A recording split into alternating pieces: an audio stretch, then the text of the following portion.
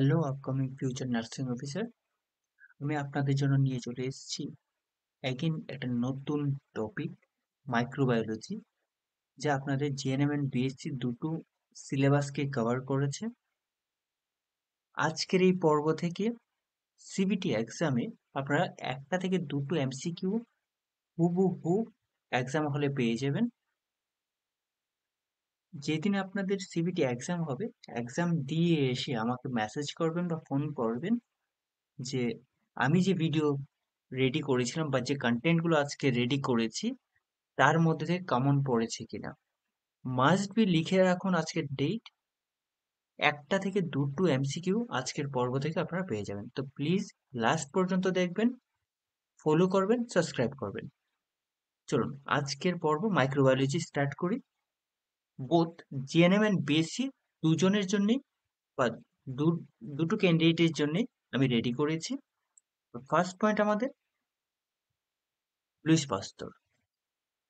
Luis পাস্তুর কে ছিলেন বা উনি কি কি করেছেন বা আমরা কিসের জন্য ওনার বিষয়গুলো পড়তে হবে সেগুলো। ফার্স্ট, লুইস পাস্তুর কে? উনি হচ্ছেন ফাদার অফ মাইক্রোবায়োলজি। তো আমাদেরকে এক্সামে জিজ্ঞেস করতে পারে ফাদার অফ মাইক্রোবায়োলজি কে? Louis Pasteur. Next, father of bacteriology, again Louis Pasteur. Father of sterilization technique, Louis Pasteur. Father of autoclave, Louis Pasteur. Steam sterilization, Louis Pasteur. Hot air oven কে invention করেছিল? Louis Pasteur. Introduction of live attenuated vaccine কে introduce করেছিলেন? Louis Pasteur. Principal of vaccine কাকে কাকে আমরা জানি principal of vaccine হিসেবে? Louis Pasteur. এতগুলো অপশন রয়েছে, যতগুলো আমার ডিসপ্লেতে দেখা যাচ্ছে সবগুলোর এগেনস্টে একজনই রয়েছেন, সেটা হচ্ছে লুইস পাস্তুর। তো প্লিজ নোট ডাউন করে রাখবেন যে এই পয়েন্টগুলোর মধ্যে থেকে যে কোনো একটা কোয়েশ্চেন আসতে পারে, আর সবগুলোর উত্তরই লুইস পাস্তুর হবে। ফাইন, চলো next. Robert Koch. Robert coach কিসের জন্য বিখ্যাত? Founder of modern bacteriology. Founder of modern bacteriology হিসেবে কাকে জানি? Robert coach. এই কোয়েশ্চেন গুলো মাইক্রোবায়োলজির মধ্যে ভীষণ ভীষণ ইম্পর্টেন্ট।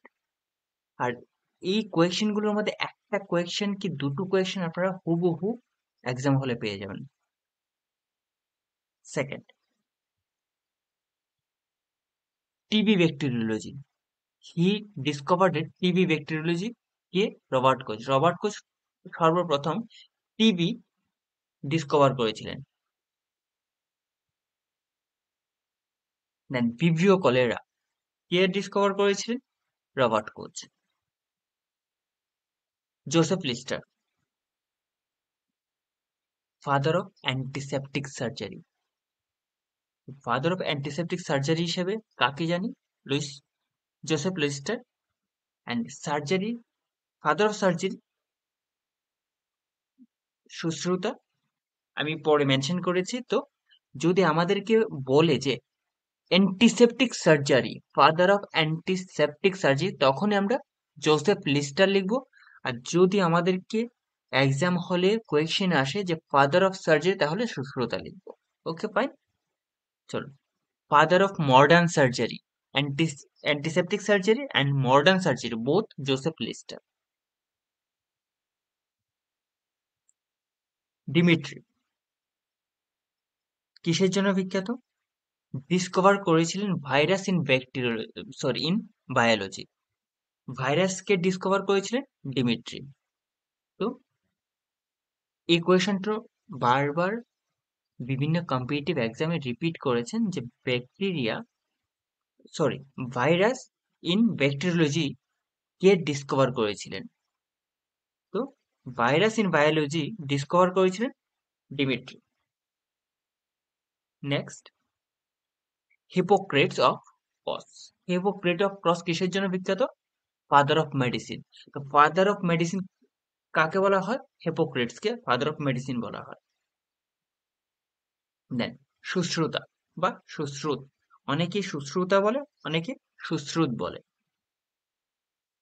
তো সুশ্রুতা বা Sushruta is a father of surgery, father of antiseptic surgery and father of modern surgery ছিলেন Joseph Lister, and father of surgery হচ্ছেন সুশ্রুতা অ্যান্টনি ভ্যান লিউয়েন হক।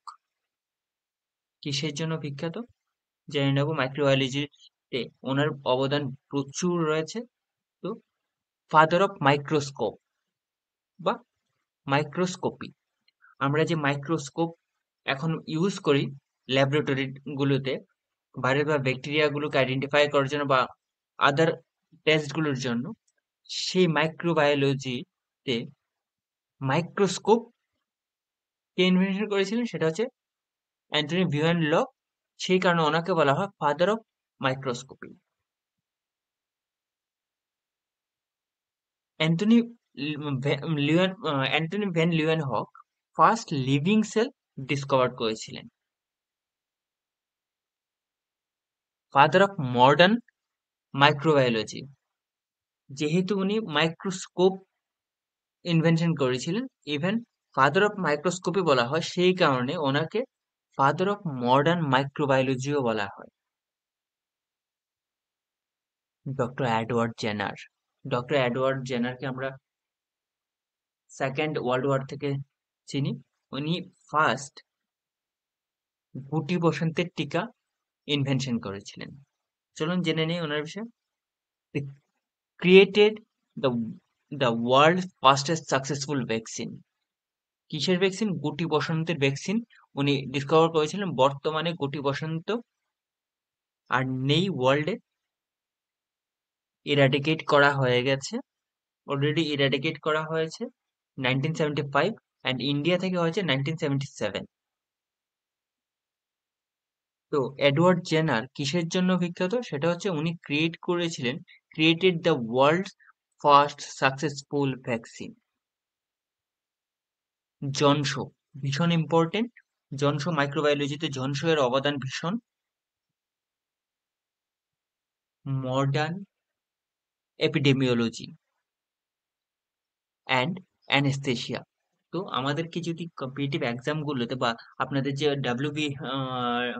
ডাব্লিউবিএইচআরবি তে সিবিটি এক্সামে জিজ্ঞেস করে যে মডার্ন এপিডেমিওলজি অ্যান্ড হচ্ছে অ্যানেস্থেশিয়া কে, সেটা হচ্ছে জনশো বা অ্যানেস্থেসিওলজিস্টও বলা হয় ওনাকে।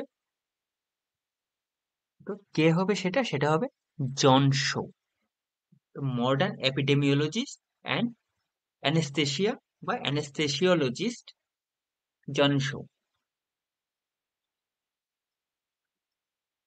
ডক্টর হানসেন, ডক্টর হানসেন খুবই পরিচিত একটা নাম।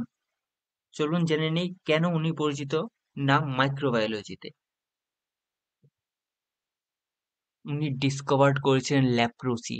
আজ চারদিকে ল্যাপ্রোসির এত প্রোগ্রাম হচ্ছে, ল্যাপ্রোসি কে ডিসকভার করেছিলেন? Doctor Hansen. Leprosy also known as Hansen disease, সেই কারণে ডক্টর হানসেন ল্যাপ্রোসি ডিসকভার করেছিলেন বলে ল্যাপ্রোসিকে হানসেন ডিজিজ নামেও জানা হয়। তো leprosy also known as Hansen disease. Most important question, Hansen disease কাকে বলা হয়? লেপ্রোসি বা লেপ্রোসির অ্যানাদার নেম কি? Hansen disease. Next, Mycobacterium leprae বা লেপ্রা বেসিলাস। মাইকোব্যাকটেরিয়াম লেপ্রি বা lepra bacillus can cause Hansen disease বা লেপ্রোসি। ভীষণ ইম্পর্টেন্ট লাস্ট দুটো পয়েন্ট, প্লিজ নোট ডাউন করে রাখবেন। চলুন আজকের মাইক্রোবায়োলজির যাদের অবদান সবচেয়ে বেশি তাদেরকে নিয়ে আজকের পর্ব এখানেই শেষ করছি। মাইক্রোবায়োলজির আরো 3 থেকে 4টে পর্বের মধ্যে আমি টোটাল মাইক্রোবায়োলজি কমপ্লিট করে দেবো, যে কম্পিটিটিভ এক্সামে আসবে। আর এই ভিডিওগুলোর মধ্যে থেকেই আসবে এক্সামের পর, মিলিয়ে নেবেন আমার কথাগুলো। সো ভিডিও যদি ভালো লেগে থাকে প্লিজ সাবস্ক্রাইব করবেন, শেয়ার করবেন, বেল আইকন প্রেস করবেন, যখনই আমি ভিডিও আপলোড করব যেন আপনাদের কাছে ইমিডিয়েটলি পৌঁছে যায়। ভালো থাকবেন, সুস্থ থাকবেন।